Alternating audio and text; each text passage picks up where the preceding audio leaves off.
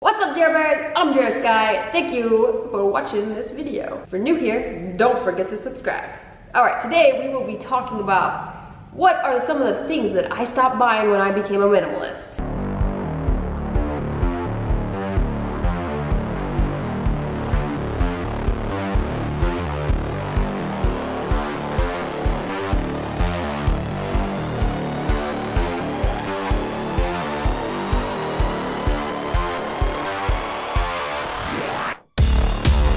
One of the major things I stopped buying when I became a minimalist, because I had time and informed myself on things by watching documentaries, I stopped buying toxic chemicals.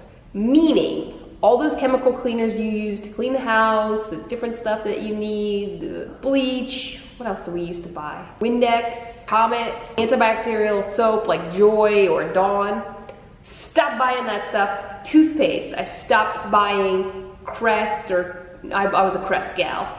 Stopped buying that. I bought myself natural things that did not have harmful chemicals or abrasive chemicals to wear down the enamel on my teeth, which it did. I stopped buying soda. I stopped buying right around the time I started becoming a minimalist. I started caring a lot more about myself, and I stopped buying soda, and which destroyed all my teeth anyway. There's so much money, there's more money in my mouth than there is in my bank account. For a while there, I would buy nice shampoo and conditioner, expensive stuff. For example, I don't remember what I used to buy. I don't know, it wasn't good. But then moved and I got cheaper, and it was penny pinching. So I would buy shampoo and conditioner from the dollar store. And use that all over me. You know, I would use shampoo as body wash, all from the dollar store. Very toxic. Who knows what's in it? It's from the dollar store. That's ain't regulated very well. I stopped buying that stuff. I buy natural things now. And even so, I don't have a lot of products anymore. Stopped buying super cheap makeup, because at one point I would buy super cheap makeup to use here and there, but like not really use it, but who knows what the I was putting on me. I stopped buying, one of the big things I stopped buying was DVDs and DVD player, all that jazz, the entertainment center, because now the laptop is everything. You can have everything there, you can do everything, you don't have to do all this stuff. They're streaming, the internet's gotten better, so the thought of DVDs and having these tangible things is just kind of pointless. At one point in my life, I did have like 2,000 DVDs. That was before Blu-rays came out, so it was expensive. Don't have that anymore. I don't have a single DVD anymore. Toys, I used to be a really big collector of like vinyl toys, custom designer vinyl toys by like Kid Robot and Tokidoki, stuff like that. No more. I like to look at it and I like to enjoy it, and sometimes I follow the toy things on Instagram so I can look at it and I can just like the photo and can have it that way, but that's it. Otherwise, it wasn't bringing me anything. I need a cabinet to store all this so I can display it nice, but I also want something that closes so that way it doesn't get dusty, so I don't have to dust it. This has become this very vicious cycle of just having to buy more and more stuff for these inanimate objects that weren't bringing me anything at all, and just costing me lots of money. So I got rid of those. I stopped buying a lot of, because I love movies, very, very much love movies, if you haven't fulfillment. I stopped buying a lot of memorabilia. As much as I love movies and everything, coming here, I was like, I'd rather be a part of movies, I'd rather be in this and in this world, rather than just buying these posters and having these all over my walls. And I'll insert some photos here of what my bedroom looked like, and like, I'm obsessed with movies. Still am obsessed with movies, but just not with the stuff of it. Like, I can be like, okay, I love that movie, but I don't have to have a giant bus shelter poster. Because yes, I did used to have bus shelter posters all the time. I would go on eBay and search bus shelter poster. Had to have like the giant poster. Don't do that anymore. I stopped buying so many clothes. I have a lot less clothes now. I try to only buy stuff that I'm actually going to wear. So that has really, really helped a lot. And I used to just buy things that I would wear once and then like, I don't really like this, or I think I might like it later, or I would like the idea of me in this. But no, I buy stuff that's practical, that I'm going to wear now. It's important, instead of just this crap that sits in the closet for maybe sometime other time. Another thing I stopped buying was furniture. Table, couch, all that stuff, because I don't have a TV anymore, so where am I supposed to put the couch at, right? And that's what Joey says, he's like, where's all your furniture pointed at if you don't have a TV? So, boom. That all went. Sometimes I do think, I would like a couch. I just don't want it here. But the apartment we live in right now, like I showed you before, there's couches all around, so if I want to go sit on a couch, I can go and sit on a couch. It's included, it's free. Not in my area, it's not mucking up my stuff. I keep my place nice and open. What else did I stop buying? I stopped buying, as I became a minimalist, started caring more about my health, I stopped buying like junk foods. I also stopped buying meat because I learned more about everything and became vegan. So I stopped paying for animal cruelty, and I think that's a great thing to give up. Because we all say we love animals, but then we're all paying for somebody to torture a helpless little animal so we can eat it and enjoy it for 5 minutes, or not even enjoy it and think, oh, this up, this tastes like shit. Poor thing, died for that. I stopped buying bed sheets because I use the camp mat now, so I don't have sheets of any sort. That's like, that idea is not existent. I do have a pillowcase, but I only need one. And you find, I stopped buying tons of extra stuff in the kitchen, for example, like bowls and plates and cups. When Brandon's mom came here, she was like, you don't have this, you don't have this. And I'm like, no. Until you were here, we didn't need any of it. So we only have what we are actively using day to day. Really helps a great bit. I found a better phone service, and I stopped overpaying for things I was never using or data I was never using on my phone. I will do another video about what exactly my phone is and my phone bill, because I pay about anywhere from about $27 to like $50 if I'm really using my phone, and that's it. That's all I pay a month on my phone. So that saves, at one point in my time, I used to pay for the Sprint unlimited service. Didn't even have insurance on my phone, and I was paying $110 a month. $110 a month, and I signed a 2-year contract, and I did that for 2 years, at least.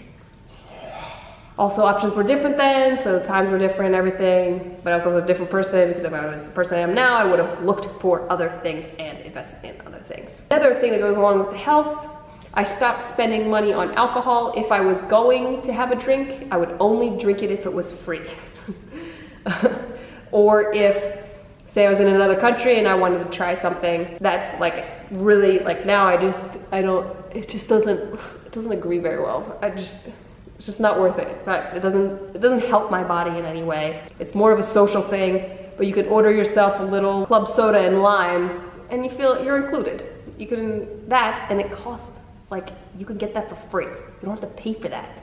So yeah, you could go out, you could party, and not have to pay anything. I know that's where a bunch of you are spending your money. Stop it. Invest in those better things for your life that help you day to day than just like on the weekend when you just want to go out and hang out with your friends. Spend no money with your friends and then spend money on you instead of spending money to show off to your friends. For a portion of time there was about a 3-year period where I was spending a great deal amount of money on improv classes at the Upright Citizens Brigade, and I was doing improv groups every weekend and running a show and going to shows all the time and contributing to the indie improv scene here in Los Angeles, and just spending thousands and thousands of dollars. And while that was fun and all, there was a way I could have done it a lot cheaper, but I just got all caught up into the culture of that and everything. But even now, like, I've been thinking, maybe I want to go back to it, and I can. And guess what? It won't cost me nearly as much money because I can be more mindful about what I am doing. But there are still ways I can go to improv shows when there are jams, or submit a team that doesn't necessarily practice, and we can submit and we can go perform for free. If I really want to do that, there are free ways about doing almost anything you really want to do. And when I also started putting some of that money that I was spending on just improv, just only improving how funny I am and how much less stage fright I can have, I now buy more books. Books are a very nice sound investment. Books are a great investment because you're investing in you, and I actually find that investing in books as opposed to college is much better, or investing in YouTubers that you like who write books or things like that, like stuff that's actively going to affect your life right now and how you live and how you want to live, as opposed to this weird system that we've grown up in that they tell you have to have college and this and that, because that's so much money and you're even doing so much not studying of the thing you want to study anyways. You might as well take that energy that you're spending not really learning things about what you want to do and spend it on what you want to do and make sure that's what you want to do. And by that point too, you probably could make a business out of it faster than going to college and wasting all that time, all this other extra stuff, getting lost in the college, going to dorm parties, going to frat house, getting arrested, like I did. I didn't get arrested, but I got in trouble. Long story, I don't want to talk about it in this video. To make better choices. So, with your money, just think about what you're spending on. Is there a more effective way to spend the money that you're spending to get a more focused way to spend your money? So like, instead of college, which is just like $20,000, maybe I pay for $500 classes or a $200 e-course online that teaches me way more than I learned. About $20,000 that year. Think about where you're putting your money. Make things easier on yourself. That's what I did. My life got easier. So if you make better choices, your life will get easier, it'll get calmer, you'll be able to make better decisions, you'll be able to have more time to research to make the better decisions. Because right now I know you're stressed and you have a lot to do and you have so much things to do and you don't have time to do this and you're just like, you know that this is what everybody else does. Stop doing what everybody else does. Do what you need to do and do what you want to do. Another thing I stopped spending money on was supporting people in my life that were taking me for granted. For example, my mother. Sorry, Mom, I know you're probably watching this. I don't care. Stop supporting that because I was not being given the right amount of support back. And at my age, you should be able to support yourself, Mom.